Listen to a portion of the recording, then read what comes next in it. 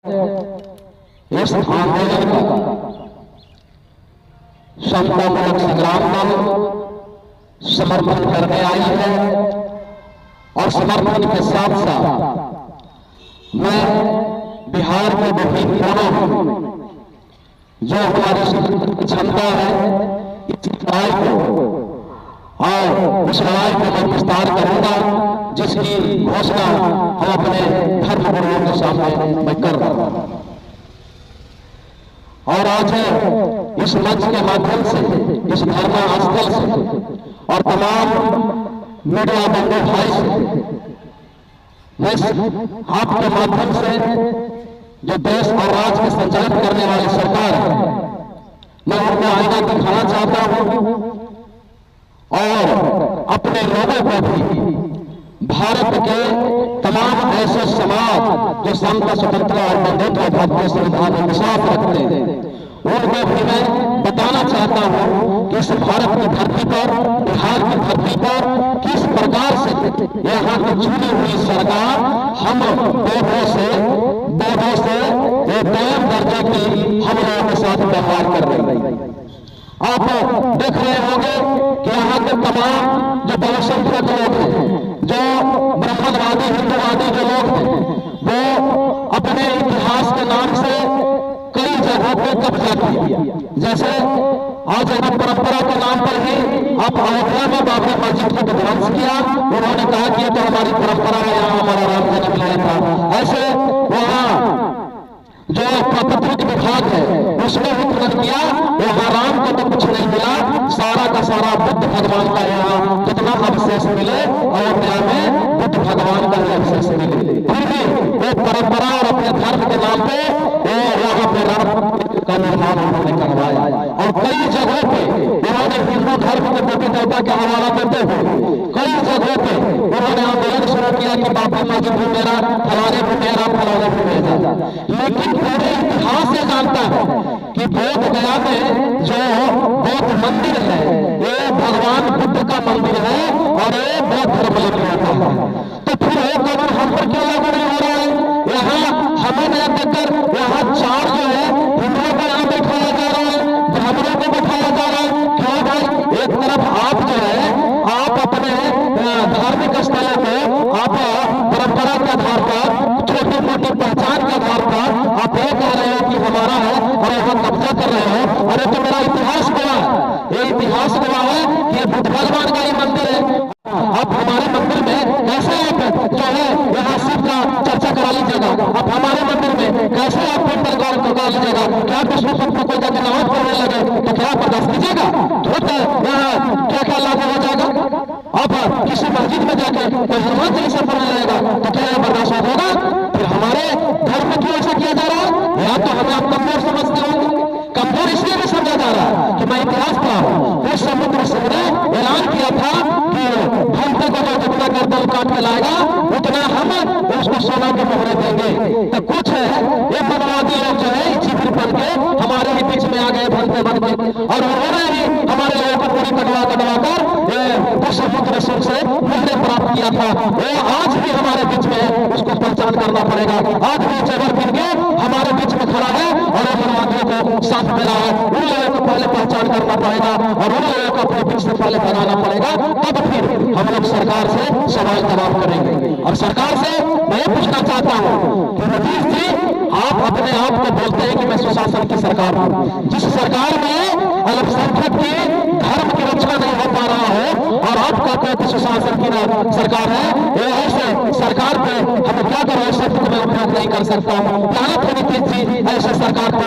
आप कहते हो कि हम सुशासन की सरकार हो और जो इंटरनेशनल जगह है जो पूरे दुनिया को संदेश देने वाला जगह है वही सुरक्षित नहीं है, वहीं पे आके आपके लोग यहाँ होटल कर रहे हैं, शहर के रास्ता खोल दिए हैं, ये गलत चेंज कर रहे हैं। यहाँ आकर जिस चीज को उन्होंने नकारा है उसी चीज को अपना प्रचारित कर रहे हैं। ये शर्म आनी चाहिए। आपका सरकार सुशासन का नहीं है, सुशासन से भरा हुआ है। अगर सुशासन की सरकार है तो आइए आप अपने प्रतिनिधि को भेजिए और बात कीजिए यहाँ जो हमारे भक्त लोग बैठे हुए हैं और इसको निरस्त कीजिए, क्योंकि ये कानून जो है संविधान को काट रहा है, ये संविधान को चुनौती दे रहा है। यहाँ से मैं सुप्रीम कोर्ट को भी मैं निवेदन करता हूँ कि आप संज्ञान लीजिए इस एक्ट को और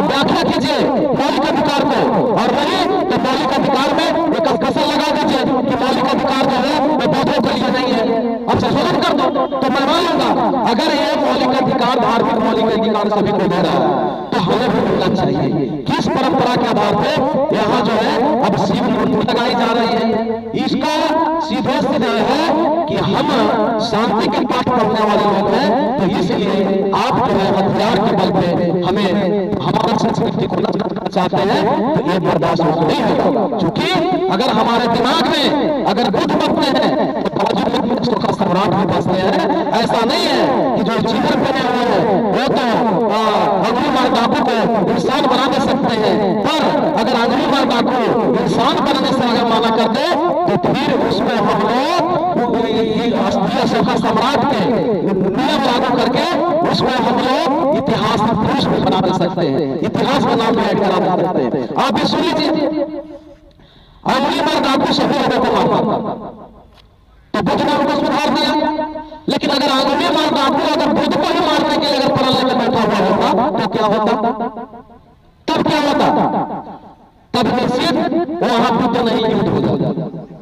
ये लोग आने जाने में नहीं कर रहा है, ये लोग प्रण करके बैठा हुआ है कि ये जो शांति का संदेश देने वाला भारत का गुरु का जो पिलर है इसी को कब्जा करना।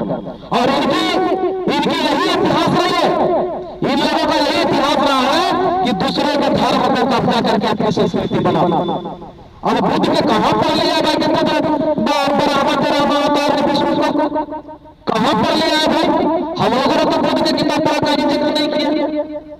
इन्होंने तो मध्यम मार्ग खोजा, इन्होंने मध्यम मार्ग खोजा और मध्यम मार्ग को ये लोग पसंद नहीं करते, क्योंकि इन लोगों को जनता से धर्म के नाम पर लूटने का काम करते हैं।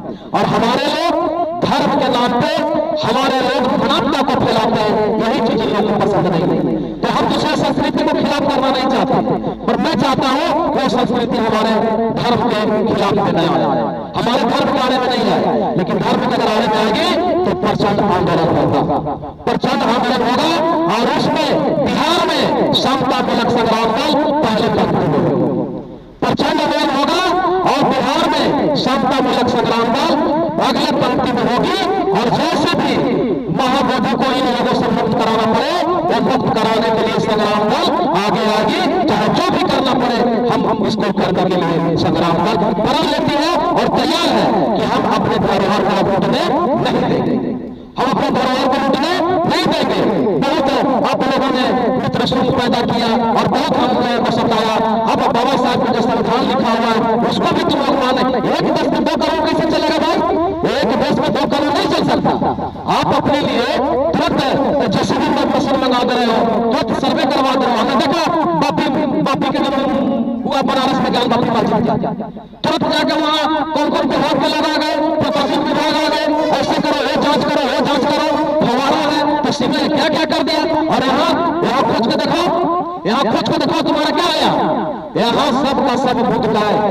तो फिर तुम यहाँ कुंडली मार के क्यों बैठे हुए हो? क्या तुम्हारा बाप का सरकार है? तुम्हारा बाप का राज है? यहाँ भारतीय संविधान कानून का राज है। वो जमाना चला गया कि किसी का बाप का राज है। यहाँ बाप का राज नहीं है, यहाँ कानून का राज है और कानून का राज चलेगा। और कानून जो अपने हाथ में लेगा वो हाथ टुकड़े हो जाएंगे, वो हाथ टुकड़े हो जाएंगे।